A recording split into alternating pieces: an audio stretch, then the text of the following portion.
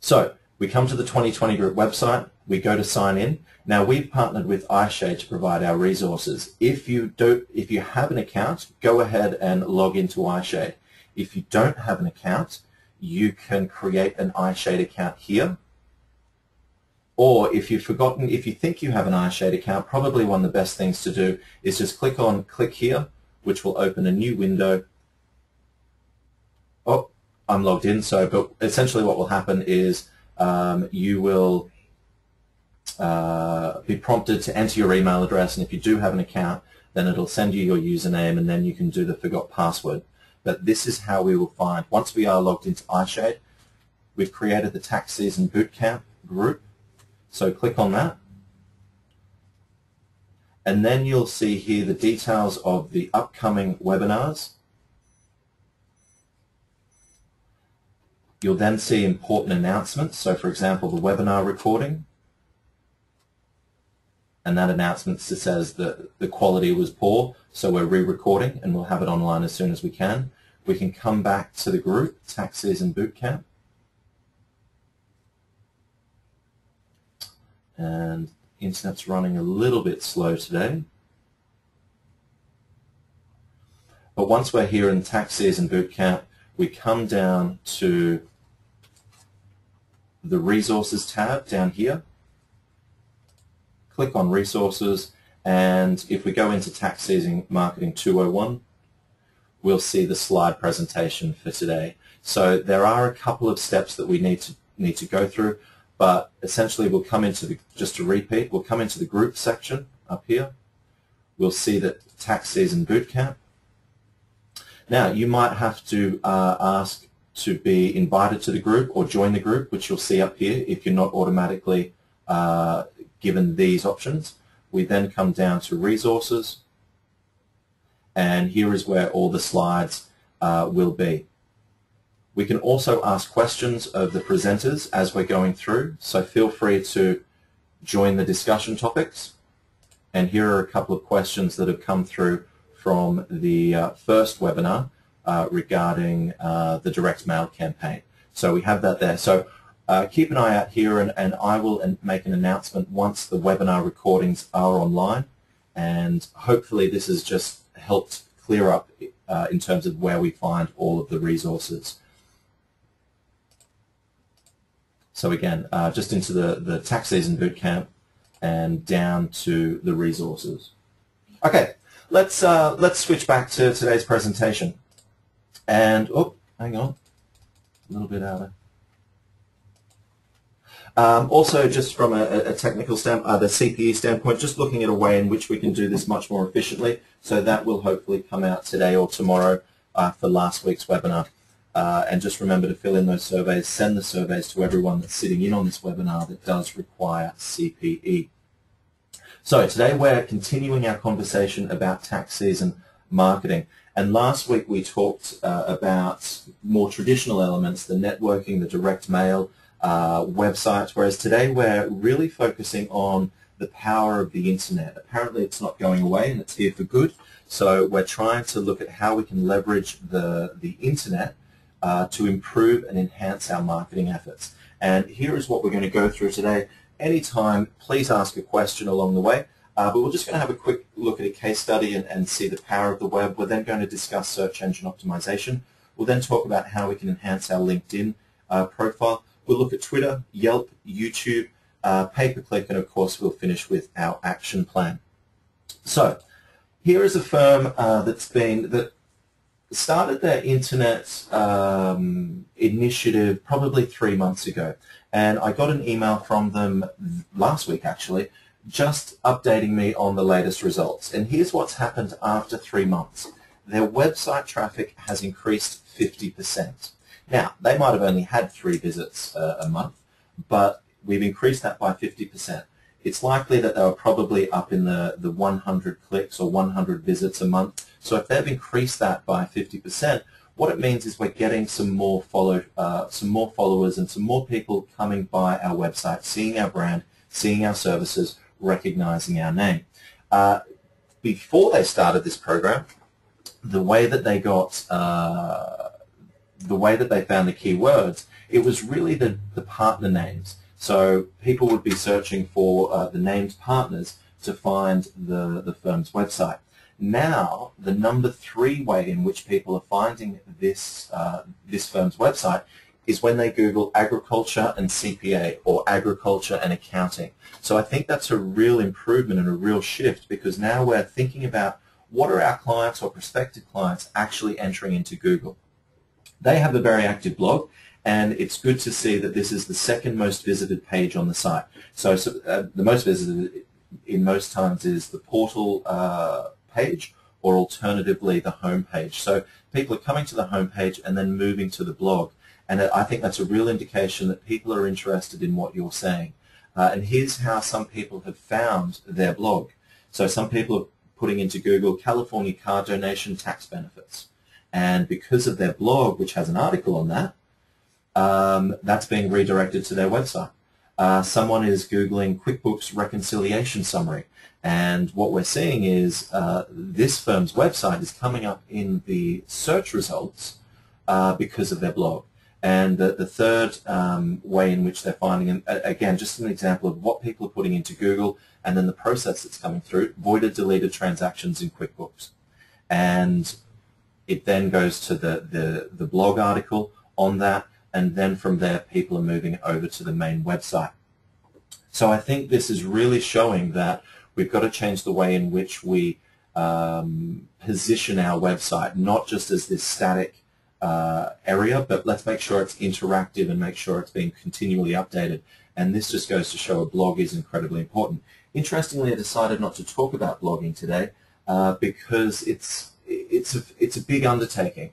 And if you are serious about blogging, give me a call and let's do a conversation one-on-one, because we've got a small period of time where we've really got to wrap that up to have an impact between now and tax season. Interestingly, the traffic sources, so how are people actually accessing their site? 18% of all traffic is coming from social media. So that's from their Facebook page, from tweets, from their LinkedIn profiles. So it's interesting that typically Google is the #1 traffic source, but what we're seeing is 18% coming from social media. And it was interesting, Stephanie actually said that they don't have a lot of clients that are using social media. She's gone through and searched for all the clients on LinkedIn and on Twitter just to see what the clients are doing. And as it turns out, there's not a lot of people in their client base that are hooked into social media. So we can make the assumption that this 18% is fairly, these are a good quality prospects. And then the last thing, which was fantastic, the Chamber of Commerce retweeted to their 1,700 followers a tax planning tip that they posted.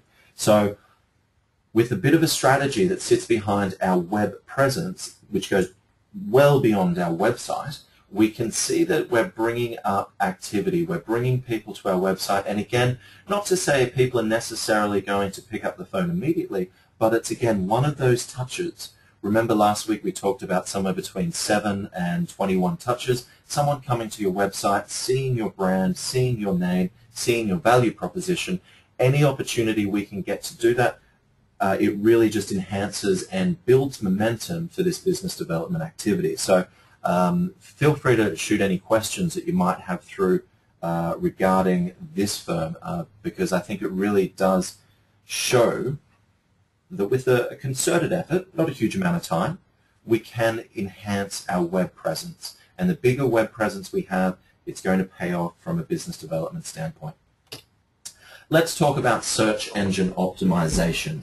And I asked everyone last week to sign up for Google Analytics. And if you have not done that, throw into Google Analytics. It's a free service.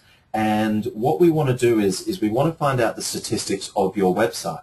So, for example, when Stephanie did sign up for Google Analytics, we at least get a baseline of what's happened in the last month, how many people are visiting the website, and don't be too offended if your numbers are pretty low, because we've just got a baseline. Now we need to look at how we can improve some of the key metrics. And I think it's really exciting from search engine optimization standpoint because it tells us how people are finding us. what are the keywords people are using to find us? And then we can monitor those keywords. We can monitor the time spent. We'll have a look at some reports. But search engine optimization, it really starts with Google Analytics to get a baseline of where your website currently sits on the internet.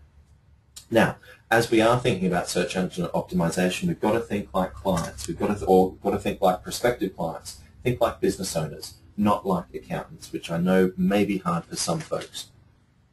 And then what we want to do is we want to utilize multiple platforms to get a greater web presence. So many firms just have one website and then that's it. But let's think about how we use LinkedIn, Twitter, a blog, YouTube, all these other platforms that enhance our presence. For example, when you Google Fredericks & Crawford CPAs, no other accounting firm comes up on that search engine, which is incredibly important for us. So, as a part of our CPE, we need to ask the poll questions. So just to make sure that you haven't nodded off or that you haven't gone and grabbed a cup of coffee or popped out for a nicotine hit. Here's the first poll. Have you looked at Google Analytics for your website? Started off 50-50, but the numbers are coming closer to where I think they would be fitting. So we're looking at about 30-60, 60, 40-60, 60%, 65-35. 65% of the attendees have not looked at Google Analytics for the website. So that's definitely a must-do. And we've got 94% having reported, having tallied up, and pretty much say with confidence that we'll give no the vote there. So jump onto Google Analytics and let's have a look. I'm going to close that poll and let's actually go in and we'll hang on, we can share the poll as well. Okay, that's a good little, so that we can see the responses. So about 65-35. We'll hide that. Let's have a look at the Google Analytics because there is so much information on this report. It's astounding. But I think there's a good opportunity for us really just to look at a couple of key metrics and maybe monitor that on a monthly basis so that each month we can see that our web presence is improving. So this is Google Analytics for our blog, milliondollarcpa.com. And last month we got 185 visitors. Some interesting things here, and we can see what the traffic was doing based on, interestingly, on October 15, some CPAs were checking out our website, so they were obviously needing a bit of a respite. But what we can see here is we can see the number of visits, 185, so the goal is to build that number. Unique visitors, 155, so I quite like that in that I've got 155 unique visitors. I guess one of the areas that I'm probably not so happy with is I don't have a lot of people coming back to my website.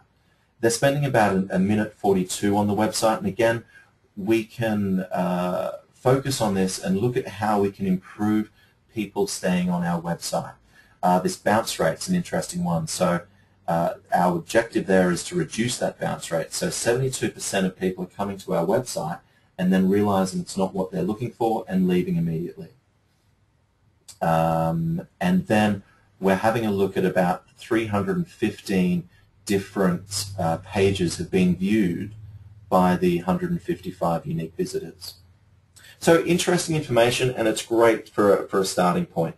And then we can compare it against all different types of metrics and just see what the trend is doing. So that's the audience overview. Here is where our traffic is coming from, and not surprisingly, Google is where the main area is coming from. Interestingly, mastersinaccounting.info, not sure who that is, but we're getting 24 visits from them. But interestingly, their bounce rate's not too bad at 66%.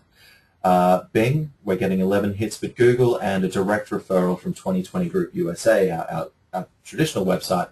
That's how people are finding it. So this is interesting. LinkedIn, we're getting 1 visit from LinkedIn. So what? Oh, Scam Advisor. I hope that's not anything important. But you can see the bounce rate, and even the bounce rate on LinkedIn is 100%. So they're getting to that website and they're getting out of there pretty damn quickly. So we can actually see where people are coming from. And so you can imagine that as we build our web presence and have more locations, we can see that one of our sources will be Google, one of our sources will be Twitter, one of our sources will be LinkedIn, and we can look at how we can build those potential sources for our search engine optimization. And then, unfortunately, one of the other areas which I didn't put on here, this must be an older presentation, but we can go here and look in that source tab. I was sorry that I don't have that, but what we want to be looking for is the keywords. So what are the keywords that people are using to find us? And it must be in the search engine optimization link down here. So I thought I had a slide on that, but I'll fit that in because we want to find what people are putting into Google to find us. So for example, in our CPA firm, a lot of people are entering Chris Frederickson or Tara Crawford. But what we're seeing as well is seeing a bigger increase in tax help Corte Madera or QuickBooks help Marin County, QuickBooks help San Rafael. So the keywords really help us to identify what people are putting into Google. And that's really important because once we have those keywords, we can put them in more prominent places on the website. We can tag them as keywords on our website so that the search engines do pick that up. A lot of base level search engine optimization just focuses on CPA plus town. And that's how most of the lower package website providers do their SEO. Their base level SEO is essentially CPA plus your town or city. Let's have a look at how people are finding us. Let's also use Google AdWords, which I'll show shortly, to find out other keywords that people are searching for. Think about the questions that they're plugging into Google. And we go back to that case study of reconcile or deleting or voiding transactions. How do I delete or void transactions in QuickBooks? Think about some of those questions, those frequently asked questions that you do get, and it might be related to, particularly with tax season, might be related to W-2s, there might be some 1099 questions that you're getting often. These are the types of keywords that we can be plugging into our website, not necessarily sitting on the front page, but sitting somewhere in the website so that the search engines pick them up. So do talk to your website provider about how we can get some more applicable keywords into your search engine optimization. And then the other aspect for enhancing search engine optimization is let's get a presence on other search engines. So for example, YouTube is the second largest search engine behind Google. So if we can get a presence on YouTube, and we'll talk about that a little bit later, if you can get a presence on YouTube, you can see that we are going to really enhance our positioning. And the other aspect of it is, or more importantly, push the competition further down the list. That's what I quite like about it, that no other CPAs come on the page when you Google Frederickson Crawford CPAs. And that's what I do like. So we'll talk about some of those other search engines. A question's come through is, do I need to paste Google Analytics code onto every page of the website or just the home page? Good question, Brian. I'm not entirely sure. I've just pasted it on our home page, and that just picks everything up. And it gives me the information that I need for our website.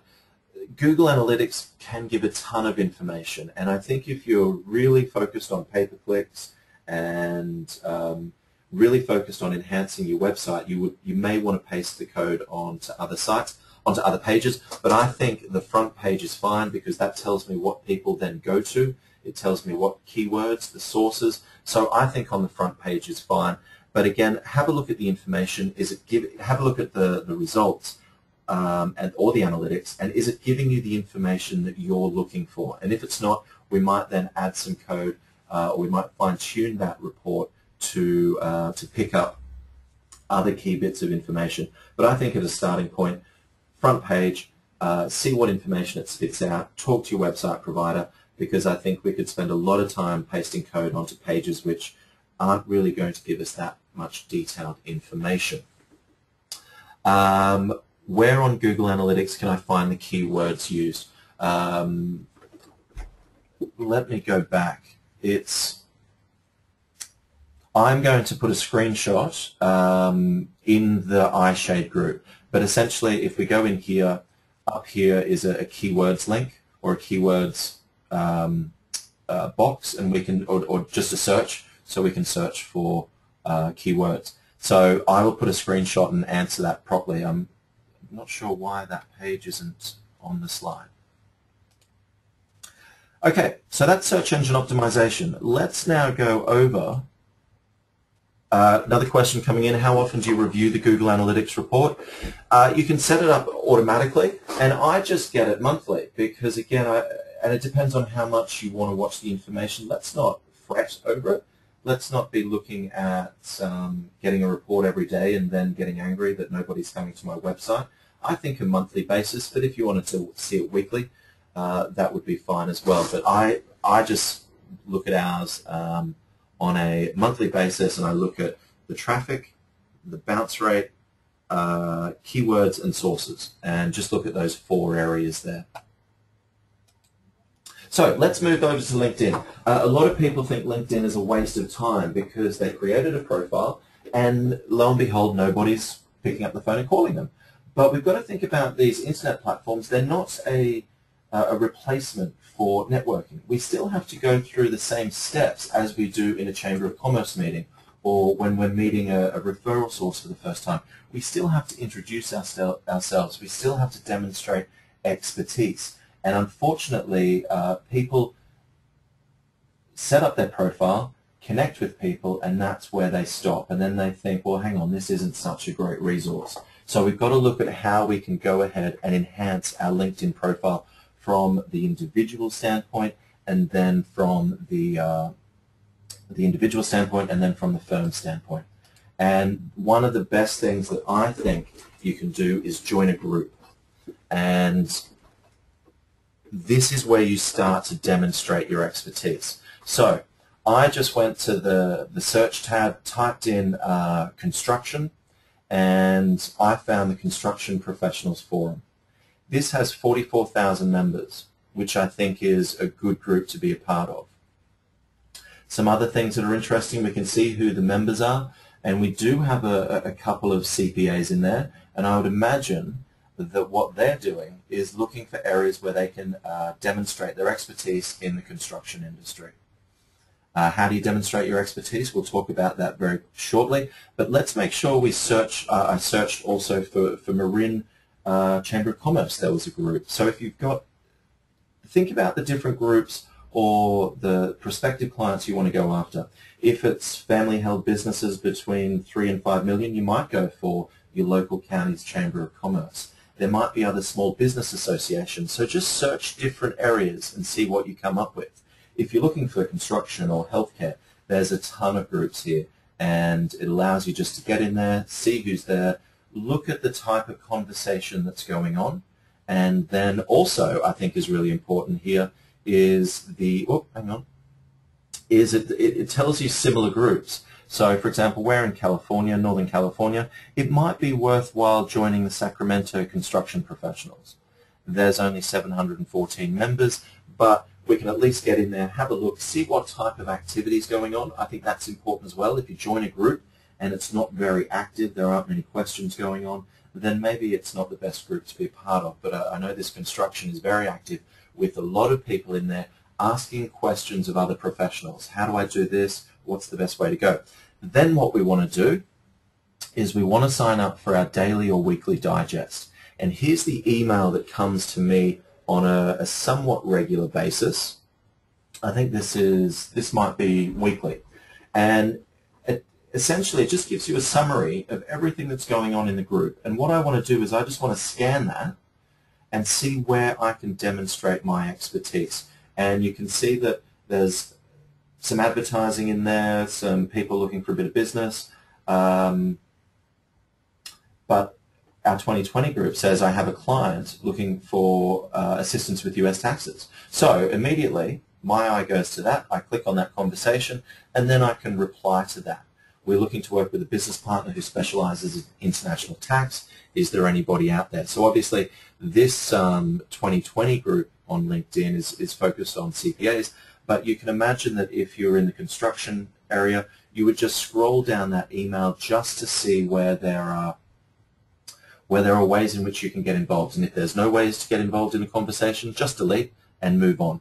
And that's why I suggest getting a daily or weekly digest. Otherwise, if you set yourself up to get an email at every time someone does something, you'll drive yourself mad and your inbox will fill up very quickly. So typically, we go into manage my profile or my profile to set our email settings.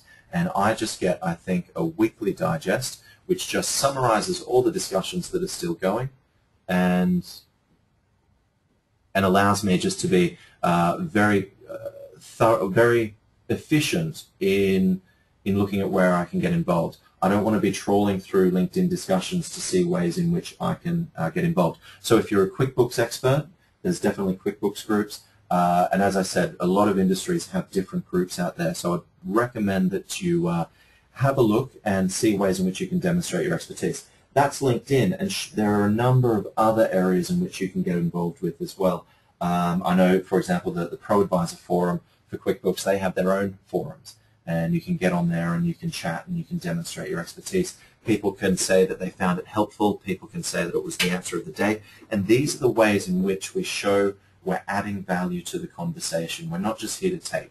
So that's LinkedIn. And a quick summary is I would suggest that everyone gets in and updates their profile. There's different ways in which you can personalize it. Obviously, your pictures are one. But I, for example, have books I've recently read, blogs that I'm subscribed to. Our blog feed is in there. I've got a couple of recommendations. I'd encourage everyone to connect with more people. Let's make that a goal of each week we want to connect with, say, 5 people per week. Let's join a group and sign up for that daily, weekly digest. Maybe people can, maybe people in the office can divvy up the groups and say, I'm going to take the construction group, I'm going to take the wine industry, and I'm going to take the local business association, just so you're not getting inundated with all of this information. Now, get out there and answer a question. See how you can demonstrate your expertise. Don't be afraid to ask a question as well, because it just shows you're engaged and interacting. And then this recommendation thing is really valuable. Ask for a recommendation.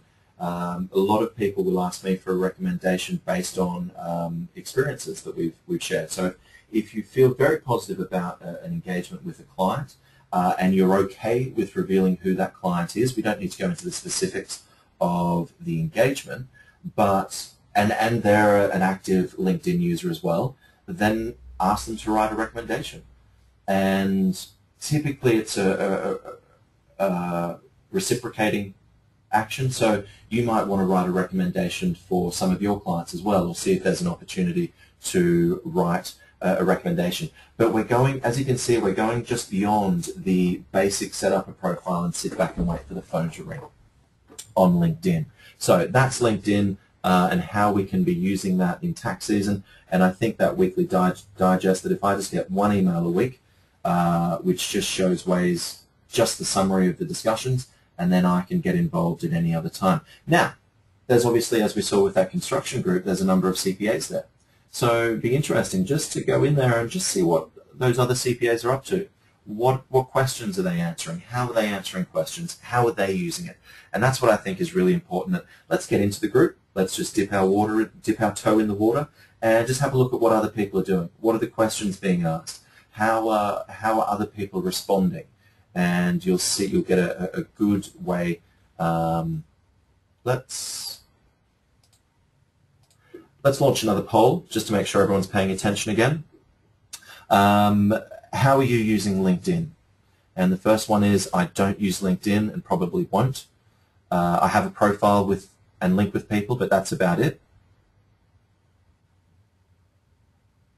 And we'll see what's going on there. Couple more minutes. 75%, 86% reporting. 9% I don't use LinkedIn and probably won't. Interesting. 9% I don't use LinkedIn, so 92% voted. Give it 3 or 4 more seconds, and let's close that poll, and let's share that poll. So, quite surprising, 9%, 10% of the population probably won't use LinkedIn, and I think that's a shame. I know it's one more thing to do, but it can be an incredibly effective way to leverage technology to demonstrate expertise. And I would encourage you to rethink that. Not surprising, about 45% I have a profile and link with people, but that's about it. And hopefully this will give you some ideas so that you can be a more active participant. Good to see 32% have at least joined a group. So I'd encourage you just to get into those groups, see what's going on, see if a way you can participate. And only 6% I'm an active participant in many groups. So let's see if we can improve that this tax season and look at ways in which we can enhance LinkedIn. I know a number of firms that have indicated that they've got specialties in real estate, for example, on their LinkedIn profile, and that has led to a number of phone calls. Oh, I saw on LinkedIn you had a particular presence. Whether that led to an engagement, I can't give you a concrete answer, but what we want to be doing is having more conversations with more clients, more prospective clients. So that's LinkedIn. Let's talk about Twitter.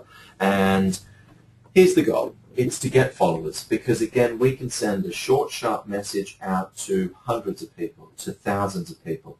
We don't need to be having these one-on-one conversations with people. And again, that touch. If people see our Twitter feed come up through on their board or on their feed, if they see our message come up on their feed, it's just that touch that reinforces the brand, that they're a proactive CPA, that they're providing advice.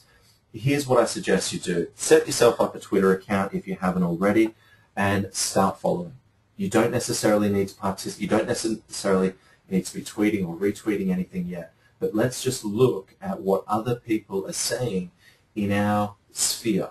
So we'd follow the clients. We'd follow our referral sources. We all know that there's, depending on the size of your firm, a short list of prospective clients that are either in the hopper in the engagement process or we'd like to get in the engagement process. Let's follow them.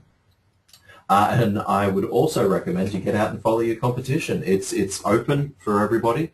So let's follow the CPA firm down the road and see what they're saying.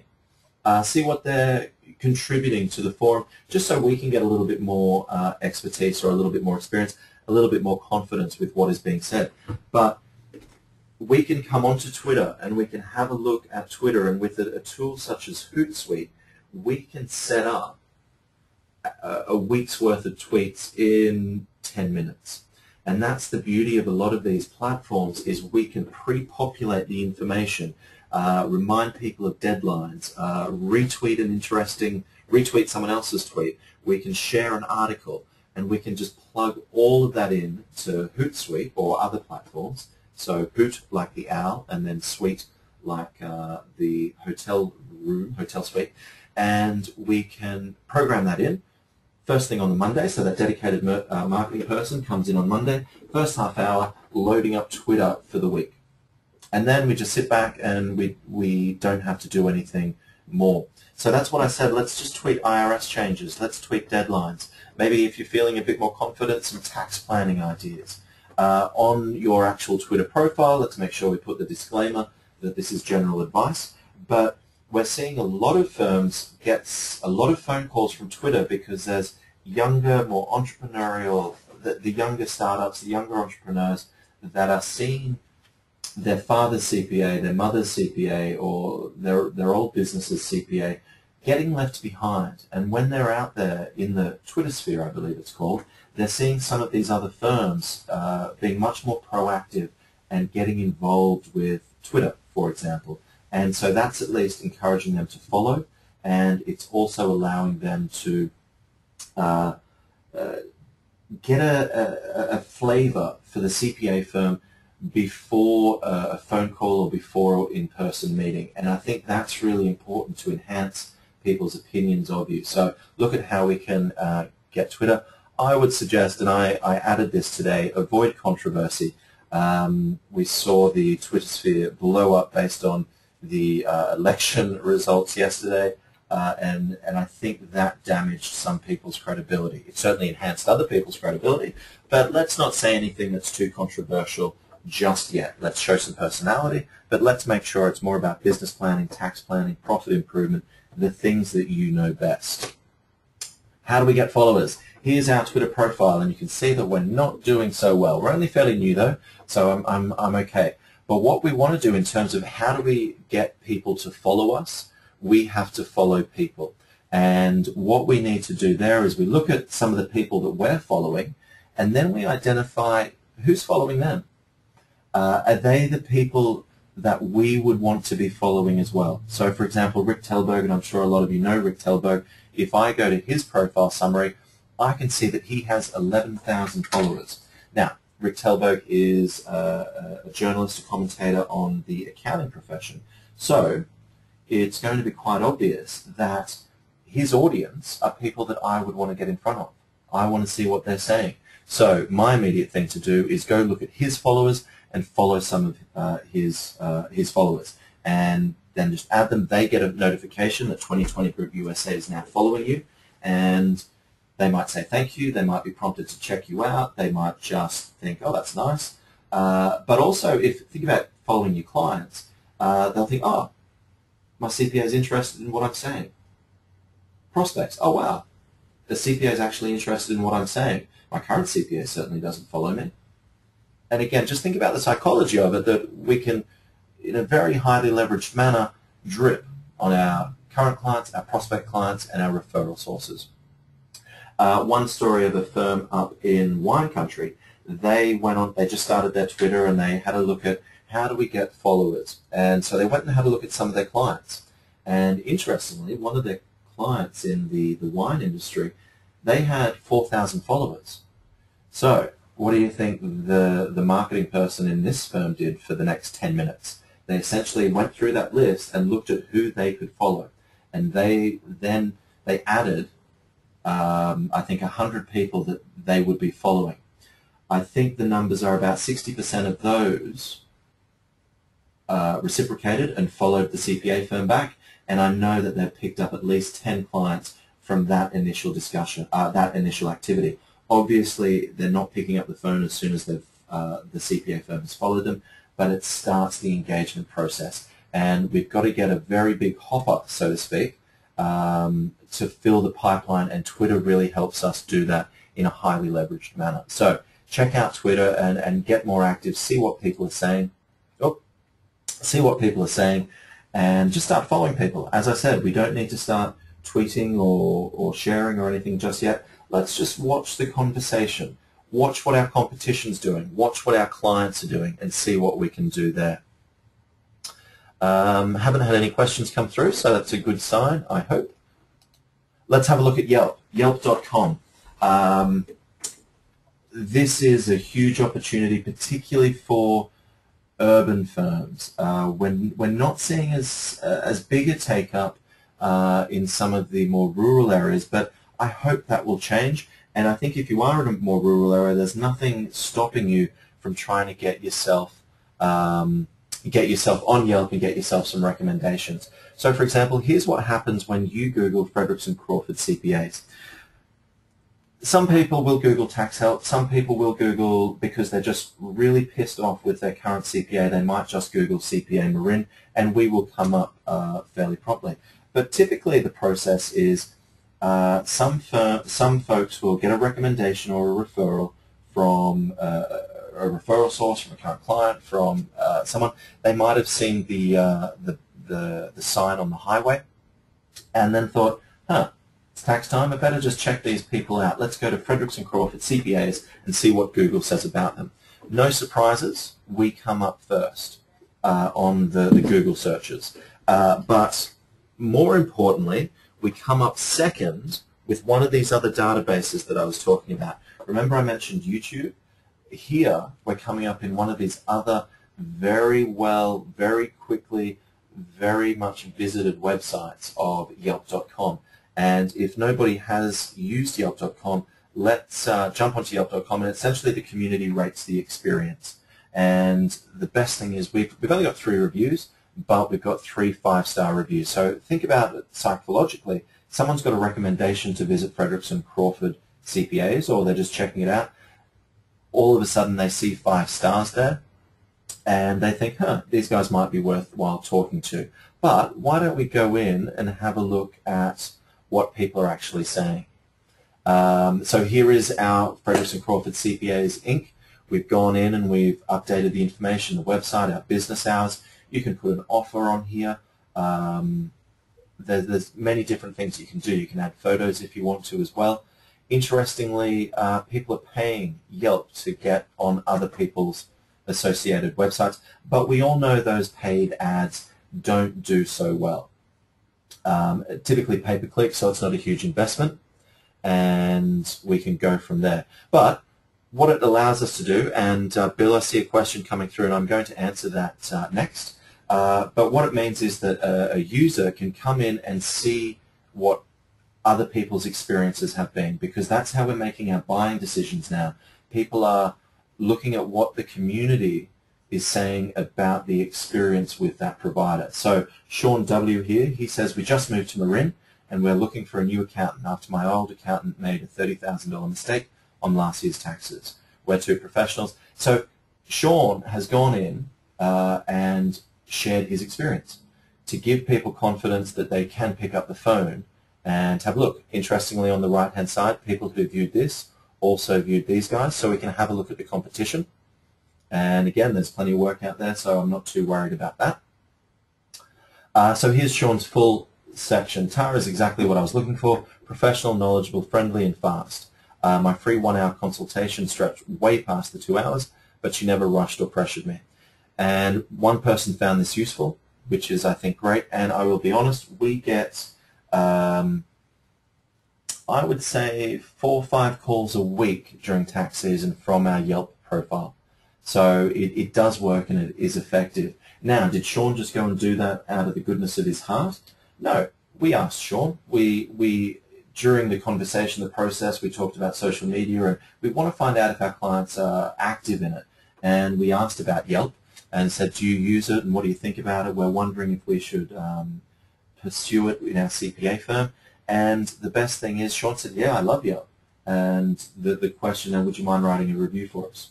No problems whatsoever. So let's find some of those clients that are Yelp savvy and ask them to write a review.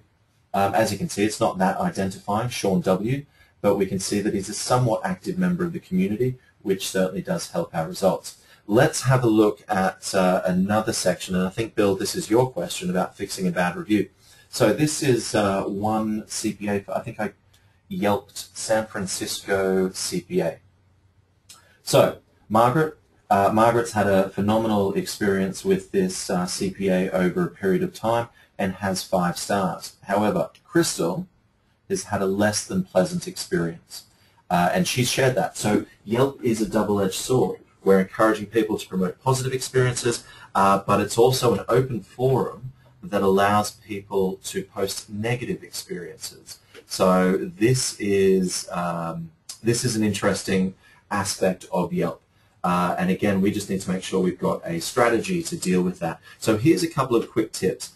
When we do have an unwarranted bad review, we've got to go in and add owner comments. If we screwed up, sometimes it's worthwhile just to say, you know what, we just screwed up. Our file server blew up, something happened, and we dropped the ball.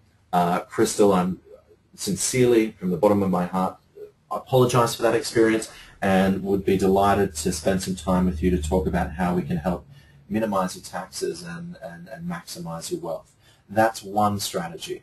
Another strategy is to report that comment, particularly if it's a blatant lie. And we see TripAdvisor, there's some cases out there at the moment because some hotels, for example, are just claiming that it's the hotel over the road writing these reviews.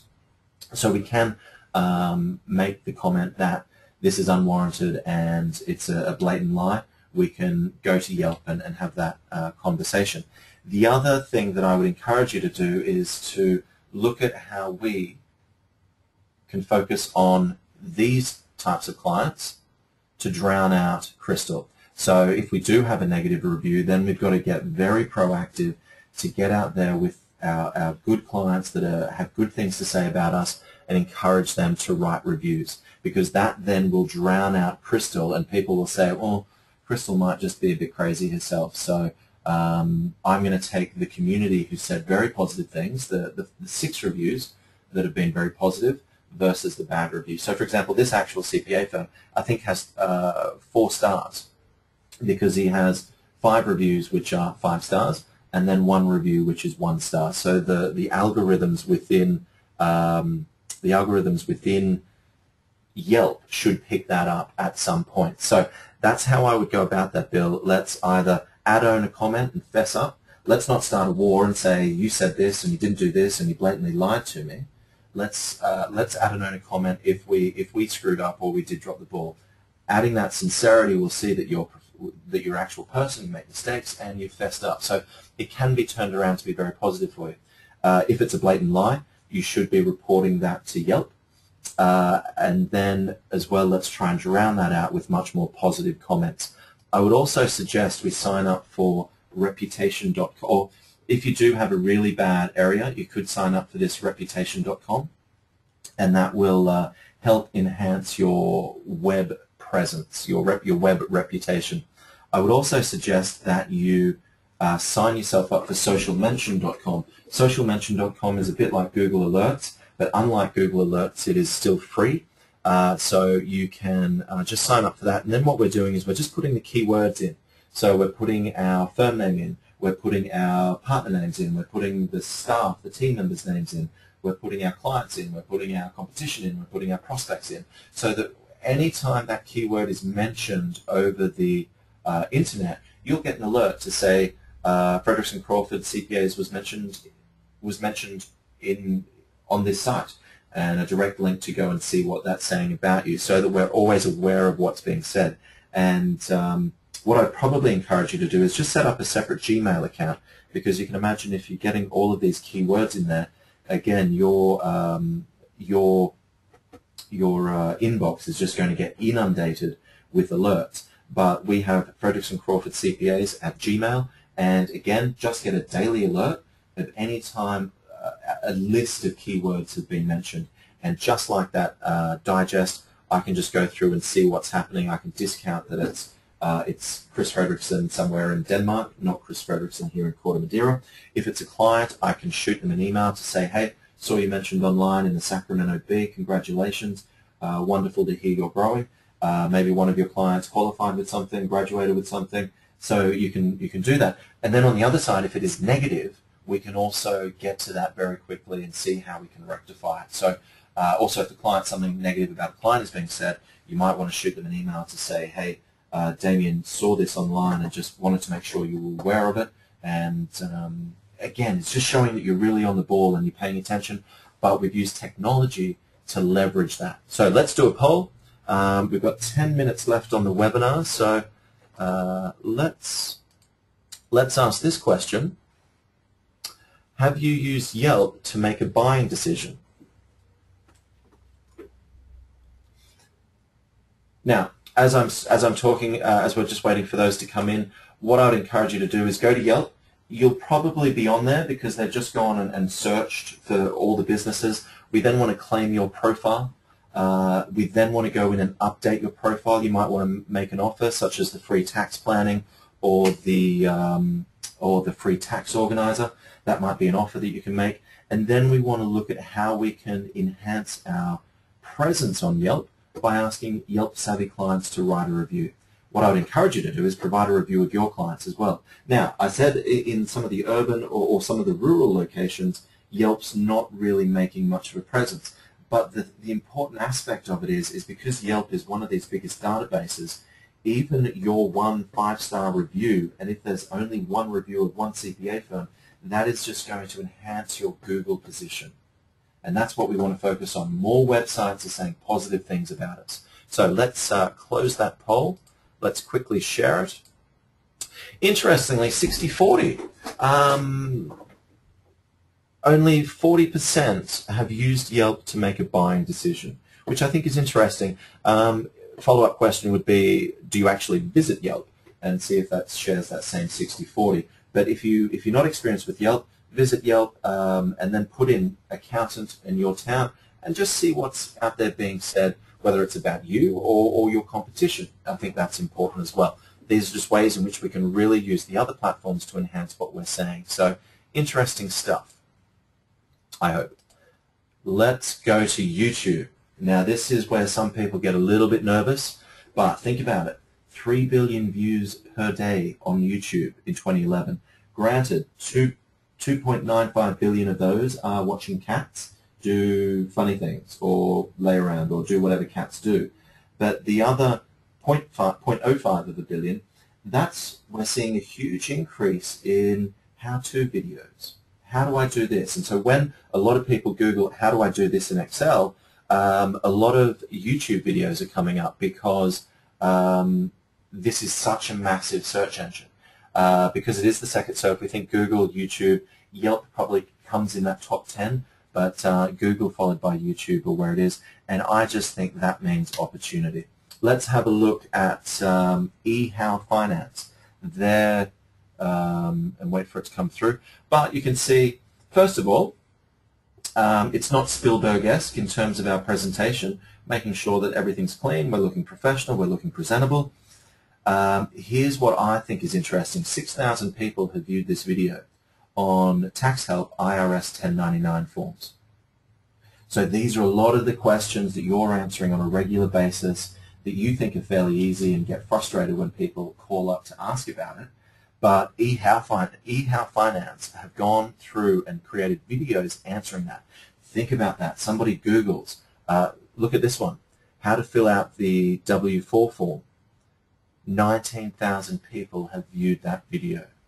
That is astounding. So think about that. We could create these, what are we looking at? A 2-minute video just answering the frequently asked questions on a W-4 form. We can create a YouTube channel, and these guys, eHow Finance, they've got a YouTube channel. But we can create the channel, and then we can also embed these videos on our website. Or you can put down in your signature link, visit our YouTube channel for frequently asked questions on Form 1099. And again, what we're doing is we're getting more websites where we have a presence. We're also leveraging content. We're answering questions, these frequently asked questions, in a highly leveraged manner. We're showing that we're technologically advanced. We're showing that we're brave enough to put a video together. But again, if you, for example, created a video on how to fill out W-4 forms, I don't know where eHow Finance is, but if I'm in New York and this lady is sitting somewhere in California, that doesn't matter. The search engine will see this video and rank it higher than anything else because, again, YouTube is such a big resource. So, and then what we're seeing for ourselves, we get calls from New Zealand, from Australia, from Singapore, based on these videos. Whether or not it actually leads to business, don't know. There might be one or two engagement, but this really does enhance our profile and our position. Let's have another poll because I quite like this one. Would you feel comfortable creating a video on something you're knowledgeable about for the whole wide world? So let's see what people have to say. Interesting, 61%, 72% having reported. We'll wait till we get up into the 90s. And a couple more seconds, only 8.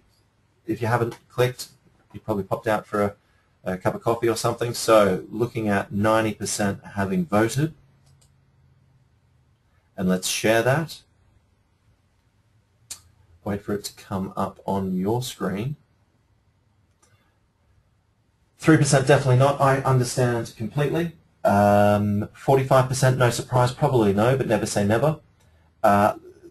Good result. 50% have at least gone in the yeah, I'd give it a go, or lights, camera, action. Fantastic. Let's write the script. You know what the content is. Let's just get a script. We will hide that, and then we'll come to here.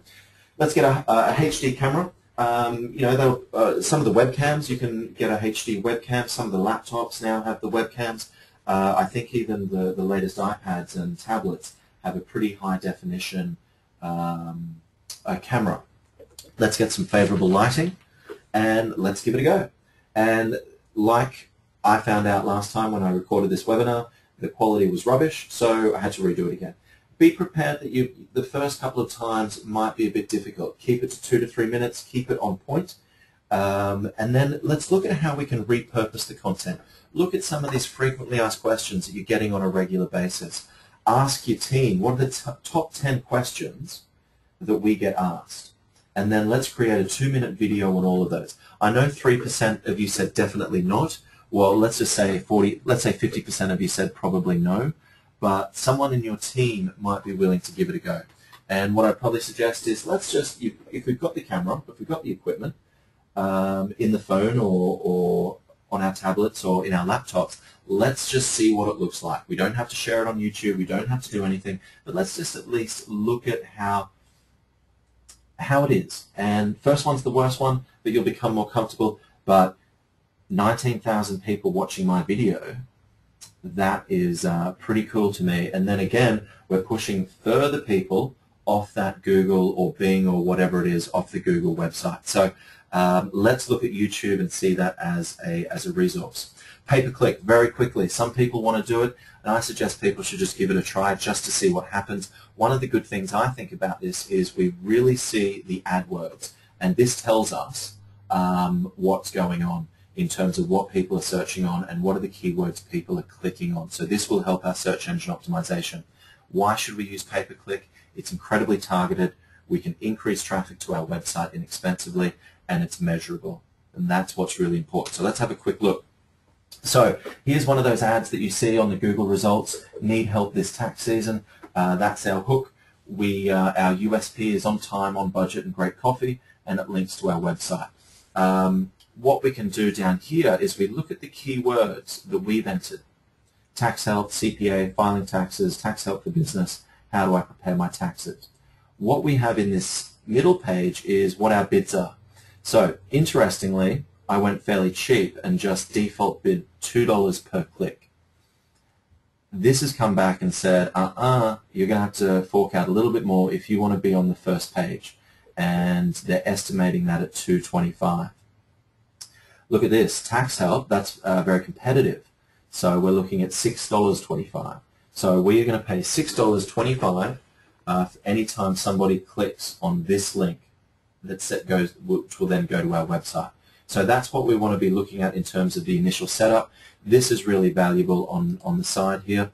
The other aspect of it is we can get very targeted. So for example, if we are in Eugene, Oregon, we can just search in the surrounding areas, and our ad will only come up on those websites, on those computers in that area. So for example, this ad will only be shown on, looks like about 3.6 million people's sites. So again, it really, or competes for advertising space on 3.6 million websites. But again, if we just wanted to get rid of San Francisco, that would narrow it, again, very localized, very targeted. Within LinkedIn, we can look at particular industries. We only want our ad to appear on healthcare professionals in Marin County, and we can get very targeted with that. So I didn't show the LinkedIn pay-per-click, but again, very targeted and very measurable.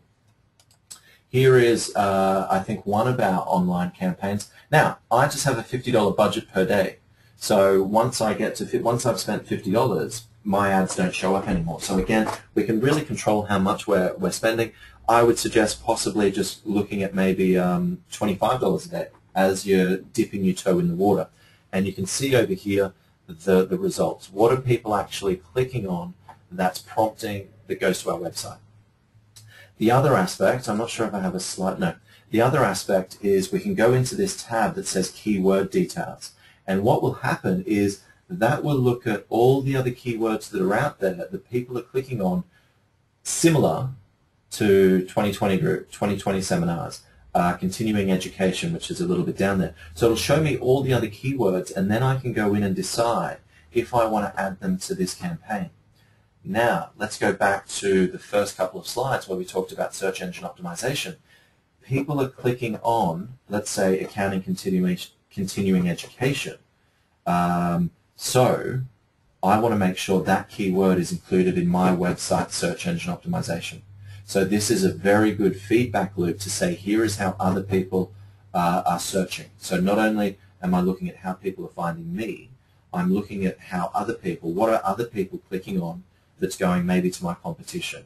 So this at $50 a day or $20 a day is a really good way of understanding people's habits in terms of internet searching.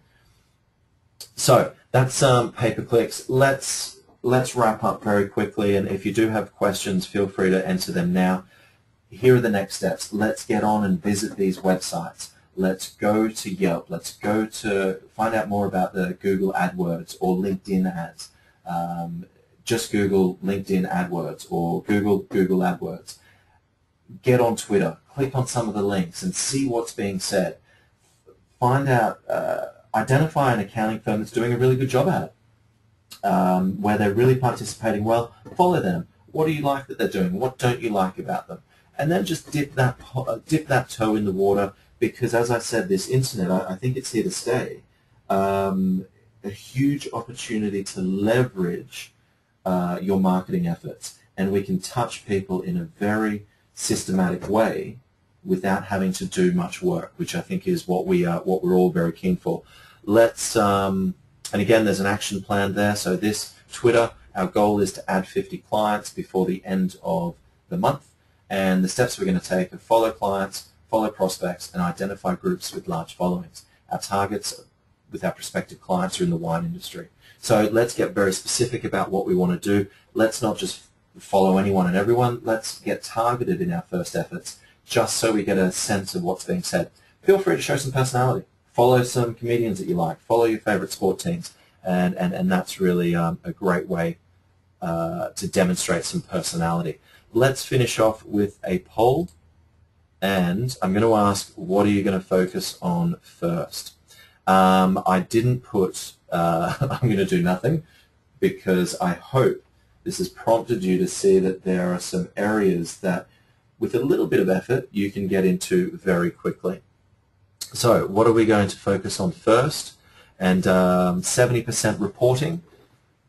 Sorry that we've gone a little bit over time, but I think that's okay. 75%, 80% reported, 83% reported. And let's just close that, because I don't think it's going to change dramatically. Let's now share that. And we can see that, understandably, website performance is the #1. And I like that people at LinkedIn, and I didn't put the videos there. I was restricted with my responses. But Yelp and Twitter getting a mention there as well. But I assume they're people that have already got a grasp on some of the other sections. So I think that's interesting.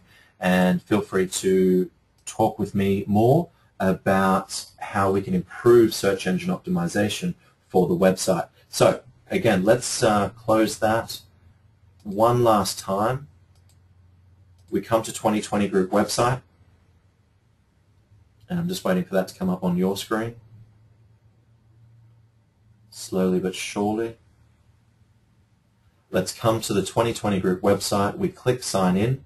We've got click here if you've forgotten, click here if you don't have an iShade account, shoot me an email, but everyone should be there. Enter your information. That's going to take you most likely to the 2020 Group USA front page. Then click on Tax Season Web Series.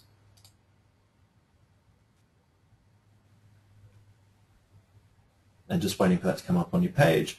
Then click on Resources, and this is where everything will be. So for example, Tax Season Marketing 101, we've got the slides, the direct mail program, and the tax organizer. So that's where all of these files will be. And first time getting in there, a little bit cumbersome, I'll be honest, but once you know what's going on, you'll be away to the horses. So next Wednesday, we do 3-way wins in the cloud this tax season, and really focusing on technology. Our server blew up halfway through tax season, and I know a number of other firms' servers blew up in tax season.